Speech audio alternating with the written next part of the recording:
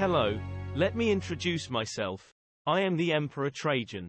I was born in the city of Italica, in the province of Hispania Baetica, now Andalusia. My father, Marcus Ulpius Traianus, a member of the gens Ulpa, was a senator. I was exalted by my contemporaries, and Pliny the Younger defined me Optimus Princeps, which means, the best of the Roman emperors. Even today I am considered, by virtue of my great skills as a general, administrator and politician, as one of the most complete and valid statesmen in history. I became an important general during the reign of the Emperor Domitian, who died assassinated. In September 96 Annum Domini, Senator Nerva ascended the throne, and took me in such high esteem, that he chose me as his adopted son and heir. Nerva died at the end of January 98, leaving me the burden and the honor of running the empire. Thanks to my war exploits, the Roman Empire reached its maximum territorial extension. In fact, I conquered not only Armenia, Assyria and Mesopotamia, but also the territories of Dacia, and the kingdom of Nabatea. The conquest of Dacia brought enormous wealth to the empire, as it was rich in mines of precious metals such as gold and silver. I conducted an extensive public housing program, which remodeled the city of Rome. I had the great baths dedicated to me built, an immense forum, and large markets, on which a stone column still stands today, celebrating my war exploits in Dacia. I also strengthened the role of Italy in the empire, and continued the work of Romanization of the provinces.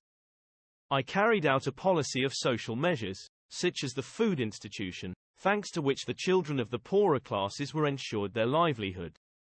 At my death I was deified by the Senate, and my ashes were placed at the foot of the Trajan column. But now it is enough to talk about me, because I would like to tell you about my arch, the famous Arch of Trajan, in Benevento, a unique work in the world. Symbol of the city of Benevento, it represents a well-preserved testimony of Roman civilization. It was built in 114 Annum Domini. The arch celebrates the wisdom of my government. In fact, in just over 10 years, I completed the work of moral and civil restoration begun by my predecessor and adoptive father, the Emperor Nerva. I promoted a profitable economic and social policy, created impressive public works, and extended the borders of the empire. The bas-reliefs of the arch highlight the figure of myself, as they celebrate my strong moral skills, firmness and moderation, rigorous honesty, and modesty of costume. Above you can admire the various elements of its architecture.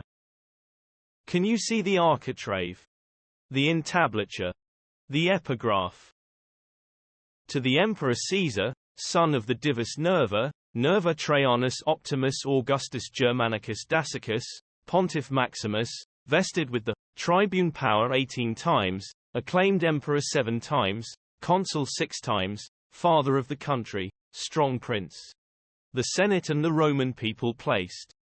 You may wonder why I, Emperor Trajan, decided to erect a triumphal arch right in Benevento.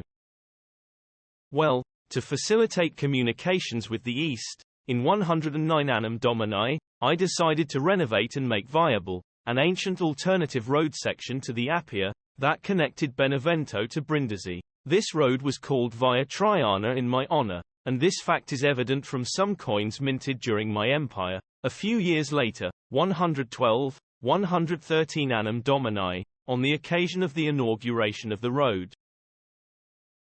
In fact, the Arch of Trajan, erected in my honor, was placed right at the beginning of the new Via Traiana.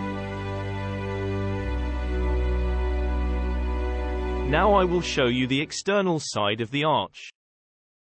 In the left panel at the top, you can see the protector gods of Dacia, Silvanus, Diana, Ceres and Liber Pater welcoming me, the Emperor Trajan. Unfortunately, my figure is no longer visible in the panel. In the right panel, we see a woman kneeling in front of me. She is the personification of Dacia, whose boundaries are indicated by the divinities of 2 rivers, and represented in the lower corners. In the relief of the second order, that celebrates my military reforms, Honos, a young warrior, presents to me, the Emperor Trajan, 2 unarmed soldiers. Behind him is a diademed woman who is the personification of Rome. She holds a banner. In the corresponding panel on the right, the Institutio Alimentaria is exalted. I set up this reform throughout Italy with the aim of helping poor children in the cities, and facilitating agriculture. I myself present a child and a girl to Rome, which has Mars at her side. My person is flanked by two virtues: indulgence and happiness, as you can guess from the cornucopia full of fruit. In the panel of the first order on the left, you can admire me while, in the presence of Jupiter, I stipulate the peace pact with the Germans. On the right I myself, in toga, followed by my officers and escorted by lictors, meet Hercules. The relief celebrates the consolidation of possession of the Danube regions, after the pacification of Germany. Now let's find out what is illustrated in the bas-reliefs of the side of the arch facing the city. The two panels of the attic describe my entry into the capital, on my return from the Dacian Wars. In the left panel, 7 divinities honor my person: Hercules, Liber Pater, Ceres and Mercury in the background. In front of them the Capitoline triad, that is composed of Minerva on the left, Juno on the right and, in the center Jupiter himself, are depicted while offering me, the Emperor Trajan, the lightning, that is the attribute of his power, thus making me similar to a god. In the right panel, in front of the small temple of Jupiter Custus, 2 robed characters present themselves to me. I am escorted by lictors and accompanied by Adriano. The panels of the second order celebrate the work I have done to boost economic life, through initiatives in favor of trade. In the left panel, a matron with a turreted crown, holds a banner surmounted by 5 eagles in her left hand, and recommends 2 retired legionaries to me. In the panel of the right pylon, the providences in favor of commerce are exalted. In the background the images of Petunius, Hercules and Apollo. Here, I myself, always escorted by the lictors, receive thanks from 3 representatives of the traders for what I have done for them. In these other panels, that make up a single scene, my entry into Rome is recalled. In the box on the left, in front of the temple of Vespasian, the geniuses of the Roman people, the Senate, and the equestrian order, are waiting for me. In the panel on the right, the lictors are lined up in the background, and in the foreground the Praefectus Urbi invites me to enter the city. The arch is certainly beautiful, but we cannot say the same of all the buildings around it.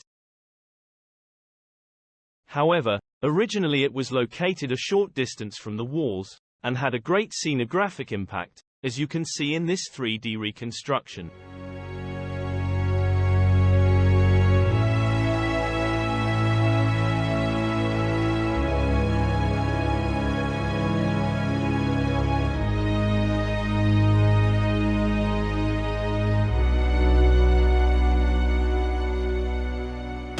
The arch was made with large blocks of white marble, more than 50 centimeters thick, superimposed on each other.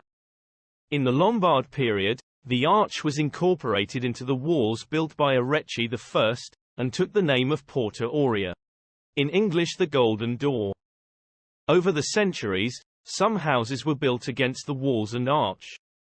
In 1821, the first attempt was made to isolate the arch from the surrounding houses, and the work was resumed by Pius IX, and completed in 1857. I am afraid, I must admit that in some places, today, the arch no longer expresses its primordial beauty. The main factors of degradation are atmospheric pollution, and temperature variations. In some parts there is also biological damage. Not to mention the geological damage, i.e. the displacement of some blocks and the fall of large parts, due to earthquakes and slippage of the structure. And I will not speak of the anthropogenic damage, that is due to the lack of maintenance, or even to vandalism. Now you will ask, How can we restore the arch to its original beauty? It is not an easy task. A balance must be found between aesthetic and conservative needs. Actually, the chemicals used risk, if too aggressive, to change the appearance of the bas-reliefs by reducing their thickness. There are also other techniques such as consolidation and plastering, which must in any case be used wisely, in order not to modify the historicity of the monument. And having said that, I say goodbye to you, and I go home to enjoy the company of my friends, the gods of Olympus, but I hope to meet you again. See you. Sorry, I almost forgot. I really hope you enjoyed this video. If you want to know more about my exploits as a war leader, statesman and builder, I suggest you read the book, Trajan, The Ideal Prince, written by Livio Zerbini.